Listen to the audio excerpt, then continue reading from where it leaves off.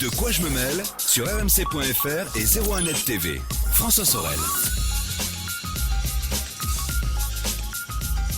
Voilà, et pour terminer ce De quoi je mail de ce vendredi 3 avril 2015, eh bien, j'accueille notre maître à tous, Master Victor, comme on le surnomme sur les réseaux sociaux. Victor Jakimovic est là. Salut Victor. Salut François, ça va? Ça va très bien, bien Victor. Bronzé, hein? Bah oui, quelques jours de congé, comme ça. Ça fait du bien, hein. Ouais. Mais vous savez quoi, j'étais un petit peu jaloux de votre précédent bronzage il y a quelques semaines de cela, lorsque vous étiez en Bretagne. Eh ben oui. Donc je me suis dit, il va falloir quand même que je lui montre que moi aussi je peux bronzer, quand même, hein, voilà. Bon, Victor, aujourd'hui, ça va être le temple de la carte SD dans cette émission. On va essayer de faire un peu le point sur la carte SD. Ce petit truc qui évolue beaucoup. Voilà, ce petit truc, alors voilà, qui était au début assez gros, qui est rentré dans les appareils photo et qui petit à petit, avec les années, est devenu de plus en plus rikiki, qui maintenant équipe la plupart des smartphones sous Android et même sous les Lumia. Mais vous verrez que, en fait, une carte SD, quand on l'a choisie, il y a plein de choses à savoir concernant sa capacité, sa vitesse de transfert, sa qualité de fabrication. On va en parler tout à l'heure. Mais pour débuter, Victor, focus sur un site que vous voulez nous recommander. J'ai envie de m'acheter une télé, un PC, un appareil photo. Aujourd'hui, bon, sur le web, je trouve tout ce que je veux. Il y a 01net.com, bien sûr, pour tout ce qui est test, etc. Mais si je veux aller un petit peu plus loin, il y a un site que vous voulez nous recommander. Oui, c'est un site qui s'appelle 4Click en anglais. 4Click. Alors, on va l'appeler en français 4Click, CLIK.com. D'accord. C'est un site qui a été pondu par l'un des plus grands spécialistes des bases de données. Ça veut dire que sur son site, il y a plein de trucs. Si je donne un petit exemple, il a commencé là par la télé, par les appareils photo, par les imprimantes. Il y a 2100 télés totalement documentées avec toutes leurs caractéristiques annoncées par les fabricants. Il n'y a pas de test, hein. Oui. On ne parle que de caractéristiques, mais toutes comparables. Oui, c'est de l'information brute. C'est de l'info brute, mais bien mise en forme, oui. Extraordinairement bien mise en forme. Et le but, et ça s'appelle 4 clics, le but c'est qu'en 4 clics, vous puissiez arriver à trouver le truc qui vous convient. Donc, imaginez comment il faut réfléchir pour permettre une navigation permettant pour 2100 télés d'en s'en sortir en 4 clics, c'est tout à fait remarquable. C'est d'autant plus, je tiens d'autant plus à en parler que c'est un ancien de ma bande qui a fait ça. C'était un ancien gars de mon labo. Du labo Fnac. Du labo Fnac. Et rappelons que vous étiez le directeur du labo pendant de nombreuses années. Et qu'il a fait un boulot extraordinaire.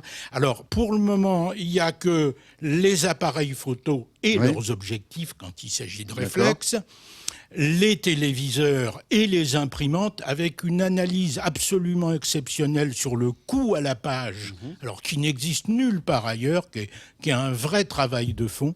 Bon, et puis il y a plein d'autres choses qui vont ouvrir. Le site vient d'ouvrir, il ne restera pas gratuit tout le temps. Donc là, on en profite pour l'instant. Profitez-en. 4click.com sans le C, hein, après le I. Allez, on va maintenant parler des cartes SD, Victor. C'est un super sujet parce que franchement, on est tous confrontés un jour ou l'autre à l'achat de ce genre de cartes, hein, parce qu'on a toute notre vie numérique dans ces cartes.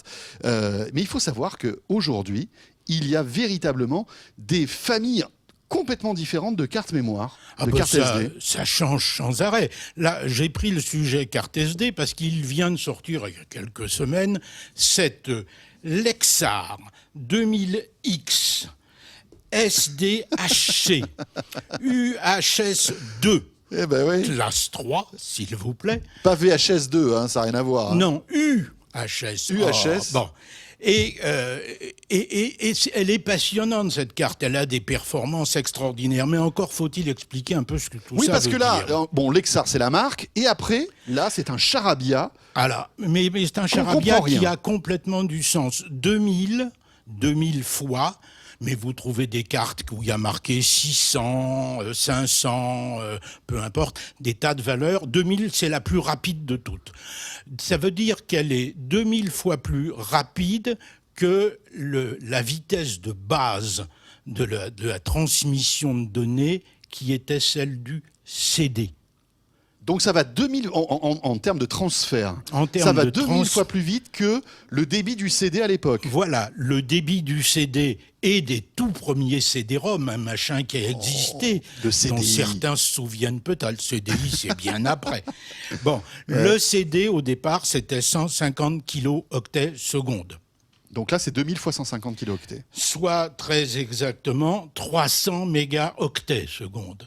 Donc voilà, la signification de ce premier chiffre, c'est ça.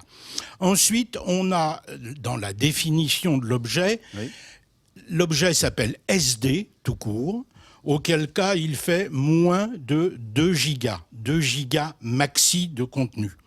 Il s'appelle SDHC, s'il fait entre 2 et 32 gigas. D'accord. Et il s'appelle SDXC, X pour Extend, s'il fait jusqu'à 2 Tera. Car dans ce petit machin, il est prévu de pouvoir loger jusqu'à 2 Tera. On ne sait pas le faire aujourd'hui, mais on y viendra. C'est-à-dire qu'il faut savoir que, aujourd'hui, il y a des limitations, mais ces limitations vont disparaître.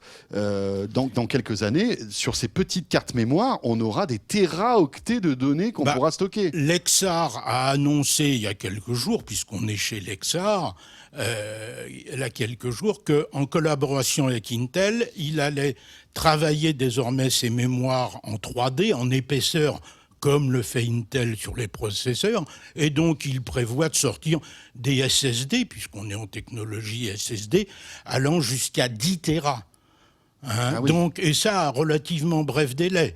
On a le même genre d'annonce chez SanDisk, qui est le concurrent de Lexar. Lexar, ça vient d'un groupe qui s'appelle Micron, qui est un gros groupe de composants électroniques et de mémoire en particulier.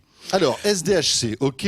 Après, il y a ce truc un peu bizarre, UHS. Alors, UHS, c'est une nouvelle caractéristique de bus qui permet de faire des accès en lecture ou en écriture beaucoup plus rapides qu'auparavant. Là, vous avez fait un joli tableau, Victor, qui est magnifique, qu'on voit, pour tous ceux qui regardent la version vidéo de Quoi je mêle sur 01net TV, avec toutes les caractéristiques des standards de carte mémoire. Bravo. Parce qu'avant l'UHS, de toute façon, on avait des notions de classe qui apparaissaient, qui s'écrivent sur la carte, c'est marqué systématiquement, avec un C comme classe, et dedans un chiffre. Le chiffre étant 2, 4, 6 ou 10, qui indique la vitesse du bus de transmission de données, et donc la capacité à enregistrer ou lire des fichiers d'une certaine taille. Et en particulier, quand on fait de la vidéo, on sait que les fichiers grossissent. Bien sûr. Alors, par exemple, si on veut faire désormais avec l'UHS, on va encore plus vite. Maintenant, ça ne s'écrit plus avec le C et le petit chiffre, mais ça s'écrit avec un U et le chiffre à l'intérieur, le U étant 1 ou étant 3. Et si, par exemple, vous voulez enregistrer la vidéo 4K, dans de très bonnes conditions, il vous faut une carte en UHS 3. Donc ça, c'est le top du top aujourd'hui. Ah oui. C'est la carte la plus rapide. Dans le monde du SD, parce qu'il y a des cartes professionnelles pour les caméras professionnelles, c'est un autre... Mais dans le monde du SD, donc de l'objet potentiellement domestique, mais tout bêtement dans celui qu'on va mettre dans son Nikon ou dans son Canon lorsqu'on va vouloir filmer en 4K aujourd'hui, c'est ce qu'il faut faire. Et puis j'imagine que si on a des réflexes qui aujourd'hui mitraillent à des vitesses incroyables, là il faut des vitesses de transfert aussi impressionnantes. Autrement, ça ralentit en fait les prises de vue. Ça ne permet pas de les faire. Tout bêtement, si vous voulez faire du 1080p 60... Non, mais là je parlais des photos. Là vous parlez de la vidéo. Mais si je parle des photos et que je fais, par exemple, des rafales de photos... Oui, là aussi ça joue énormément. Donc la notion de classe, la notion de vitesse est une donnée fondamentale. Donc je reviens à ma petite carte là. Oui. Ma petite Lexar. Ma petite Lexar, ça veut dire que celle-là est une SDHC, donc elle ne fait que 32 gigas. Sinon, ce serait une SDXC qui existe également chez Lexar. Mais donc c'est après 32 gigas. Avec les mêmes caractéristiques de vitesse et qui fait 64 gigas. Ouais. La première, celle-ci, vaut 105 €. L'autre... Donc là, on a le top du top en 32 gigas. Ouais. C'est 105 €. Et en 64 gigas, ça vaut 196 euros. Ouais, c'est pas donné, hein, parce que si on les compare au premier prix des cartes SD à capacité équivalente, on en trouve à quoi? À 20 euros des 32 gigas aujourd'hui, Oui, même pas. même en dessous. Voilà. Alors, mais là, vous vous rendez compte, il faut pas se dire, tiens, une carte mémoire, c'est une carte mémoire. Si par exemple vous avez une GoPro 4K et que vous vous dites, tiens, je vais filmer de la 4K, si vous prenez une carte SD 32 gigas à 10 euros, bah, vous pourrez pas filmer en 4K. Elle n'ira pas assez vite pour stocker toutes les données. Donc vous serez obligé d'investir un petit peu plus. Alors, ces cartes UHD... Ça, c'est la Rolls de la carte SD, quoi. Absolument. Elles sont repérables avec un point précis, c'est qu'on voit sur l'arrière, quand on la retourne, Oui. on voit qu'il y a 2 rangées de connecteurs et non pas un seul, hein, de façon à assurer la compatibilité avec les bus précédents. D'accord. Bon, alors voilà, ça c'est pour tous ceux qui veulent se dépenser énormément d'argent dans les cartes SD, qui en ont l'utilité aussi. Il y a une autre marque qui a battu un record, là je parle de Lexar, mais il faut savoir que parmi les grandes hommes du monde de la carte, il y a SanDisk bien sûr, et SanDisk vient aussi de battre un record, lui, un record différent, c'est un record de capacité. Oui. Il existe chez SanDisk une carte Extreme Pro SDXC UHS 1, donc moins rapide que celle-ci. Mais par contre, qui fait 512 gigas. Ah oui. 512 gigas. Ça, c'est la plus une grosse carte mémoire qui existe au monde. C'est la plus grosse capacité sur une carte SD. Mais on ne pourra pas filmer de la 4K avec cette carte parce qu'elle est que UHS 1, si j'ai bien compris. Ou alors ça risque d'être limite. Ça risque d'être très limite. Elle n'est pas faite pour ça, en réalité. C'est intéressant, hein, franchement, parce qu'on est tous confrontés à l'achat de ce genre de carte mémoire. On y voit plus clair grâce à vous, Victor, maintenant. Alors, on va rester dans ce domaine avec des petits accessoires qui sont liés aux cartes mémoire, ou alors même des cartes mémoire qui ont été customisées et dans lesquelles on a rajouté de la technologie. On en a parlé depuis plusieurs années dans De quoi je me mêle, et je crois que même vous-même, Victor, j'en ai déjà en avez déjà parlé. Celle-ci est un nouveau modèle. C'est la HiFi, c'est une carte mémoire SD, tout à fait, quand on la voit comme ça, banale, sauf qu'elle a du Wi-Fi à l'intérieur. C'est incroyable, dans ce truc-là, vous avez une puce Wi-Fi, c'est ça? Dans celle-ci, on a 32 gigas en classe standard, classique, et un hotspot Wi-Fi. Incroyable, mais dans l'épaisseur, je veux dire, dans dans l'épaisseur d'une carte mémoire traditionnelle. Il consomme un petit peu, bien entendu, et ça tire un peu sur la batterie de l'appareil photo, mais ça permet de connecter votre appareil photo lorsque vous êtes en reportage directement sur votre tablette ou sur votre PC pour mieux voir ce que vous avez photographié, parce que les contrôles dans les appareils photos sont quand même un peu limités, on ne voit pas bien, etc. Mais surtout à l'heure du smartphone où on a tout instantanément, etc. Et alors, cette nouvelle carte, puisqu'elle est totalement nouvelle, elle vient de sortir, c'est sa première apparition, permet désormais d'enregistrer du RAW, des fichiers RAW, donc elle est rapide, pour enregistrer des fichiers RAW et des fichiers JPEG, et de pouvoir choisir ce que vous voulez exporter. Précédemment, lorsqu'on voulait exporter les fichiers de la carte vers une tablette, on exportait tout. Là, on va pouvoir, dans le logiciel qui est prévu fonctionnel, on va pouvoir choisir quel fichier, quelle photo on veut récupérer. Voilà, c'est donc HiFi. Alors bon, évidemment, ça coûte un petit peu plus cher qu'une carte SD traditionnelle, mais vous avez donc du Wi-Fi à l'intérieur. Oui, enfin ça coûte 83 € avec 1 an d'abonnement en cloud illimité. Pas mal. Ce que pas mal du tout. Alors, juste une chose, alors vous le disiez, le petit inconvénient, c'est que ça consomme plus qu'une carte mémoire normale, puisque effectivement, elle a du Wi-Fi, donc ça consomme de l'énergie. Un petit peu, oui. Et c'est pas compatible avec tous les appareils, donc il faut bien se renseigner. Pratiquement maintenant. Oui, mais renseignez-vous quand même. Si vous mais avez un appareil qui a quelques années, etc. Il faut consulter la liste. Le site est assez bien fait. Voilà. On consulte la liste et il y a tout ce qu'il faut là-dessus. On poursuit. Alors, si vous, tout comme nous, vous êtes fan de cartes SD, en ce vendredi, là, franchement, vous allez en avoir pour votre argent, parce que Victor a d'autres petits appareils liés donc à cette carte SD, comme par exemple le Lexar Hub. Alors, oui, Lexar, outre qu'il livre... Ça en jette. Avec la carte SD, j'ai oublié de préciser que Lexar livrait, celle dont j'ai parlé tout à l'heure, un petit adaptateur USB pour faciliter les choses. C'est pas bête. Mais ceci étant, lorsque l'on veut faire du boulot un peu sérieux, en photo, et Lexar est une boîte qui travaille beaucoup pour le monde professionnel de la photo, ils ont un hub, c'est-à-dire une espèce de petit bloc à tiroirs. Et les tiroirs, vous mettez dedans ce que vous voulez.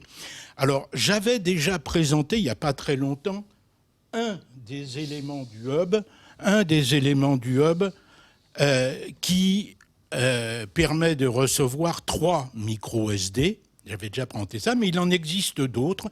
J'ai amené là un élément avec une carte SD pour lire les nouvelles cartes SD existantes.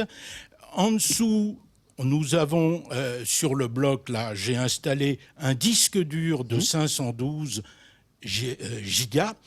Et donc, on peut se combiner le dispositif qu'on veut pour lire rapidement et efficacement tout un tas de données simultanément. Oui, en fait, c'est une station d'accueil. C'est une station d'accueil connectée qui va recueillir toutes vos données numériques. En USB 3 ou, dans le cas du monde Mac, en Thunderbolt, puisque les 2 versions existent.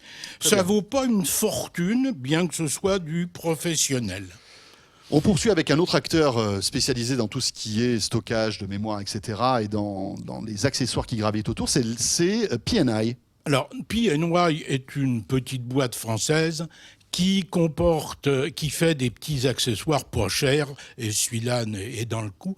Il est capable de lire toutes les cartes existantes ou ayant existé, parce qu'il y en a eu beaucoup avant que l'ASD ne devienne la référence. Il est aussi capable de lire... Vous vous souvenez du mémoristique ? Il y a bien entendu le mémoristique, il y a le MMC, il y a le XD. Bon. Donc ce petit boîtier est capable de recevoir toutes les cartes. Il est équipé en direct du cordon USB qui vient s'intégrer dedans pour éviter de le perdre. Là, on est en USB normal, en USB classique. Par contre, si l'on branche le cordon qui va bien, on est en USB 3 et donc là, on va gagner en efficacité, en rapidité. C'est le P&Y, donc lecteur High Performance 3.0, et ça ne vaut que 26,99 €, ce qui est plus que raisonnable et qui est extrêmement pratique. Allez, il y a d'autres moyens. Il y a d'autres moyens pour lire des cartes SD, et j'en ai amené 2 qui me paraissent intéressants. Il y a ce disque dur de Western Digital qui s'appelle My Passport Wireless, qui est un disque dur comportant un hotspot Wi-Fi et qui permet donc de se connecter avec sa tablette, avec son ordinateur, pour aller récupérer les données qui sont sur le disque dur. Donc, genre j'ai un iPad, je télécharge la petite appli qui va bien, et je vais pouvoir récupérer ce qu'il y a à l'intérieur du disque dur. Mais vous pouvez aussi récupérer ce qu'il y a sur la carte SD, puisqu'il y a un logement pour la carte SD. Alors, ce type de disque dur existe dans différentes capacités, 500 mégas, 1 ou 2 Tera. 500 gigas. Non 500 gigas, pardon. Oui, parce que 500 mégas, c'est pas beaucoup. Absolument. 500 gigas, 1 ou 2 Tera. Ça vaut, suivant la capacité, à partir de 150 €, grosso modo. Ça permet de se brancher à plusieurs. Donc, on est dans une voiture, par exemple, les enfants ont leur tablette à l'arrière, etc. Tout ce monde peut se connecter au disque dur. C'est pas mal. L'autonomie est correcte ? Oh, on a une bonne dizaine d'heures d'autonomie. On a une vingtaine d'heures annoncées. Oui, mais donc bon, on va diviser par 2. Ouais, si on est plusieurs. Puis j'imagine que voilà, si on est plusieurs, si c'est essentiellement de la vidéo. Ok, et on termine par SanDisk. Alors SanDisk, on l'a évoqué tout à l'heure, qui est acteur majeur de la mémoire. C'est un des fondateurs du standard. Bien sûr, même, bien sûr. Les fondateurs du standard, dans mon souvenir, c'est Toshiba, Panasonic et SanDisk. Et donc SanDisk, qui évidemment fabrique des cartes mémoire, mais aussi des petits appareils liés à tout ça. Et effectivement, depuis quelques années, vous l'avez remarqué, on mélange stockage et Wi-Fi. C'était le cas avec le WD, avec ce petit appareil. Il fait la même chose que le Western Digital dont on parlait, sauf qu'il est beaucoup, beaucoup, beaucoup plus petit. Bien entendu, il n'a pas la même capacité puisqu'il ne fait que 32 ou 64 gigas. D'accord. Mais il est aussi moins cher, ça vaut 80 ou 100 € suivant la capacité. C'est tout petit, il y a une dizaine d'heures d'autonomie. On peut se connecter à 5 à la fois, donc c'est un peu moins performant. Mais ça tient dans la poche, quoi, c'est bien. Ouais, c'est sympa pour partir en vacances. Voilà, ce petit tour de SD. Moi, je suis sûr que Victor a ça dans sa besace lorsqu'il part en vacances en Bretagne. Ah bah oui, obligé. Avec tous les petits-enfants là qui regardent les vidéos, les dessins animés, tout ça. Je sais ce que c'est. Merci Victor. De rien. On se retrouve la semaine prochaine.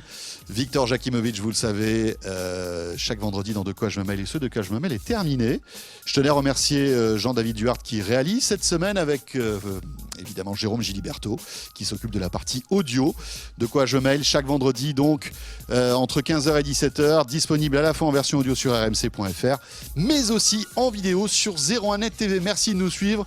N'hésitez pas à réagir sur Facebook ou sur mon Twitter, F Sorel. À très vite, on sera là vendredi prochain. De quoi je me mêle sur rmc.fr et 01net TV.